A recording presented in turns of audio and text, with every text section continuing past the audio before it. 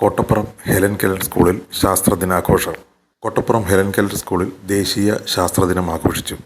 ശാസ്ത്രദിനത്തോടനുബന്ധിച്ച് ശാസ്ത്ര പുരോഗതിയുടെ കാലത്ത് കാഴ്ചയുടേത് മാത്രമല്ല സിനിമ എന്ന പ്രമേയവുമായി പൂർണ്ണമായും കാഴ്ചയില്ലാത്ത സ്കൂളിലെ അധ്യാപകനായ ക്ലിൻറ്റ് മാത്യു നായകനായ താഹിറ സിനിമയുടെ പ്രദർശനം നടന്നു. തുടർന്ന് വിവിധ ശാസ്ത്ര പരിപാടികളും ഓപ്പൺ ഫോറവും സംഘടിപ്പിച്ചു. ശാസ്ത്രവിജ്ഞാനത്തിൻ്റെ പ്രചാരം ഉദ്ദേശിച്ച് സംഘടിപ്പിച്ച പരിപാടി ദേശീയ അധ്യാപക അവാർഡ് ജേതാവും ശാസ്ത്ര അധ്യാപകനുമായ ശിവപ്രസാദ് കുണ്ടൂർക്കുന്ന് ഉദ്ഘാടനം ചെയ്തു. കാര്യത്തിന് വേണ്ടി മനുഷ്യനെ ബലി കൊടുക്കുന്ന നരബലിയുടെയും മറ്റും കാലഘട്ടത്തിലേക്ക് പുനർജന്മം കിട്ടാൻ വേണ്ടിയിട്ട് മറ്റു രണ്ടുപേരെ കൊലപാതകത്തിന് വരെ ശ്രമിക്കുന്ന മലയാളികളൊക്കെ ഉണ്ടായി. അപ്പൊ ഇതൊക്കെ സൂചിപ്പിക്കുന്നത് ഒരു ഭാഗത്ത് കൂടെ ശാസ്ത്രം വളരുന്നു, നമുക്ക് സയൻസിലൊക്കെ A+ ഉണ്ട്, ലോകത്തിന്റെ നെറുകയിൽ നമ്മൾ നിൽക്കുമ്പോഴും അതേ സമയം തന്നെ അതിലേറെ ആഴത്തിൽ അന്ധവിശ്വാസവും നമ്മളിലേക്ക് പോകുന്നുണ്ട്. അതുകൊണ്ടാണ് നമുക്ക് ജവഹർലാൽ നെഹ്റു തന്റെ ചിന്താഗതിയുടെ ഭാഗമായിട്ട് നമുക്ക് സയന്റിഫിക് ടെമ്പർ ആണ് ആവശ്യം എന്ന് പറഞ്ഞത്. ഈ സയന്റിഫിക് ടെമ്പർ ആണ് നമുക്ക് എല്ലാ കാര്യത്തിലും ആവശ്യം. സയന്റിഫിക് ടെമ്പർ ഇല്ലാതെ ആകുമ്പോൾ നമ്മൾ ശാസ്ത്രത്തിൽ അറിവുള്ളവരായി മാറും, പക്ഷെ നമുക്ക് അറിവ് അത് നമ്മുടെ ടീച്ചറുകൾ ആയിട്ട് മാറിയിട്ടുണ്ടാവില്ല. കുട്ടികൾക്ക് ആർക്കെങ്കിലും പറയാൻ പറ്റുമോ കടലില് എന്താണ് നീല നിറം? പറയൂ. വെള്ളത്തിന്റെ കളറാണ്. കടൽ വെള്ളം നമ്മൾ കൈക്കുമ്പിളിൽ കുറച്ചെടുത്ത് നോക്കിയാൽ അത് നീല കളർ കാണോ? ഉണ്ടോ? ഇല്ല. അപ്പൊ എന്തുകൊണ്ടാണ് കടൽ വെള്ളത്തിന് നീല നിറം? ആകാശത്തിന്റെ പ്രതിഫലനമാണ് കടലിന് നീല നിറം കൊടുക്കുന്നത് എന്നായിരുന്നു അതുവരെ ഉണ്ടാകുന്ന വിശ്വാസം, അല്ലെങ്കിൽ അതുവരെ ഉണ്ടായിരുന്ന ശാസ്ത്രം. C.V. രാമനാണ് അതിന് കൃത്യമായ നിർവചനം കൊടുത്തത്. ആകാശത്തിന്റെ പ്രതിഫലനമല്ല, ആകാശത്തിനും കടലിനുമെല്ലാം നീല നിറം കിട്ടാനുള്ള കാരണം പ്രകാശത്തിന്റെ വിസരണം അഥവാ ചിതറൽ എന്ന് പറയുന്ന സ്വഭാവം കൊണ്ടാണ്. സൂക്ഷ്മമായ വസ്തുക്കളിലൂടെ പ്രകാശം തട്ടുമ്പോൾ പ്രകാശകണികകൾക്ക് ഉണ്ടാവുന്ന ചിതറൽ, ആ ചിതറൽ നിമിത്തമാണ് ആകാശത്തിന് നീലനിറവും കടലിന് നീലനിറവും എത്തുന്നത് കണ്ടെത്തിയത്.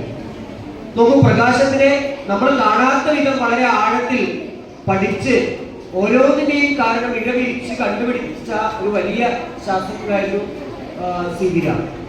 അതുകൊണ്ട് തന്നെയാണ് 1930 അദ്ദേഹത്തിന് കിട്ടിയത്. അദ്ദേഹത്തിന് കിട്ടിയ ഏറ്റവും വലിയ സമ്മാനം ഏതാ? പറയൂ, കുട്ടികൾക്ക് പറയാൻ ഓർമ്മ കിട്ടുന്നുണ്ടോ നോക്കട്ടെ. C.V. രാമനെ കിട്ടിയ ഏറ്റവും വലിയ സമ്മാനം ഏതാ? നോബൽ സമ്മാനം, അല്ലേ? ലോകത്ത് സമ്മാനങ്ങളുടെ സമ്മാനം എന്നറിയപ്പെടുന്ന ഏറ്റവും വലിയ സമ്മാനമായ നോബൽ സമ്മാനം അദ്ദേഹത്തിന് നേടിയിട്ടുണ്ട്.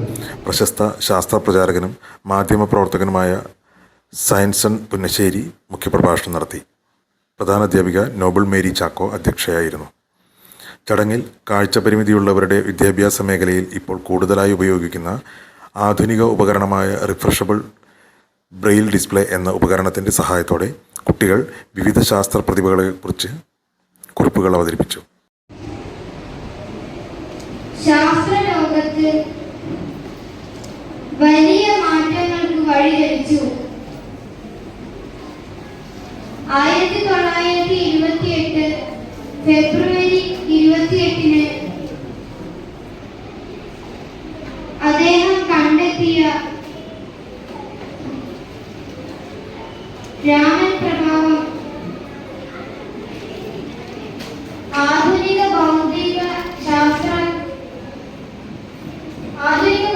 ശാസ്ത്രത്തിൽ ഒരു നാഴികക്കല്ലായി മാറി. സാധാരണ പുസ്തകങ്ങളിലെ കാര്യങ്ങൾ ബ്രെയിൽ ലിപിയിലേക്ക് മാറ്റുമ്പോൾ സാധാരണയിൽ കവിഞ്ഞ വലുപ്പത്തിലുള്ള പേപ്പറുകളിൽ 6 കുത്തുകൾ വിവിധ അക്ഷരങ്ങളായി ക്രമീകരിച്ച് എഴുതുകയാണ് പതിവ്. എന്നാൽ റിഫ്രഷബിൾ ഡിസ്പ്ലേയിൽ തയ്യാറാക്കിയിരിക്കുന്ന ഒരു വരിയിൽ പെൻഡ്രൈവിലെയോ ലാപ്ടോപ്പിലെയോ മൊബൈൽ ഫോണിലെയോ വിവരങ്ങൾ കാഴ്ചപരിമിതരായ വിദ്യാർത്ഥികൾക്ക് ഒരു വരിയിൽ മാറി മാറി വായിക്കാൻ പറ്റും. ഒരെണ്ണത്തിന് 30,000 രൂപ വില വരുന്ന ഇത്തരത്തിലുള്ള 10 ബ്രെയിൽ ഡിസ്പ്ലേകൾ വിഷൻ എംപവർ എന്ന സംഘടന സ്കൂളിന് നൽകിയിട്ടുണ്ട്. ഈ ഉപകരണത്തിൻ്റെ ഉപയോഗം കുട്ടികളെ പരിശീലിപ്പിക്കാൻ ആഴ്ചയിൽ ഒരു ദിവസം 1 മണിക്കൂർ ഒരു അധ്യാപികയുടെ സേവനവും ഉറപ്പുവരുത്തുന്നുണ്ട്. ഇതുകൂടാതെ ഗണിതം എന്ന വിഷയത്തിൽ പ്രത്യേക കളികൾ കുട്ടികളെ പരിശീലിപ്പിച്ച് കണക്ക് എന്ന വിഷയത്തിൽ കുട്ടികൾക്കുള്ള താല്പര്യം വർദ്ധിപ്പിക്കാനുള്ള ആധുനിക പരിശീലനവും വിഷൻ എംപവർ എന്ന സംഘടന സ്കൂളിൽ നടത്തുന്നുണ്ട്. ശാസ്ത്രദിനത്തോടനുബന്ധിച്ച് ബ്രെയിൽ ഡിസ്പ്ലേ ഉപയോഗിച്ച് കുട്ടികൾ വിവിധ വായനാക്കുറിപ്പുകൾ അവതരിപ്പിച്ചത് പുതുമയുള്ള കാഴ്ചയായി. Karimpuzha AUP school, Kundarkunnu VP AUP school, Thotra AMLP school തുടങ്ങിയ വിദ്യാലയങ്ങളിൽ തിരഞ്ഞെടുക്കപ്പെട്ട കുട്ടികളും പരിപാടിയിൽ പങ്കെടുത്തു. സാംസ്കാരിക പ്രവർത്തകൻ അജീഷ് PP, സ്കൂളിലെ science club coordinator Clint Mathew, Kundarkunnu VPAUP സ്കൂളിലെ സീനിയർ അധ്യാപകൻ KM Parameswaran, PTA president Jayaseelan K, vision empower coordinator Sreelakshmi P, ശാസ്ത്രാധ്യാപകനായ Mahesh P, staff secretary Gireesh KK തുടങ്ങിയവർ സംസാരിച്ചു.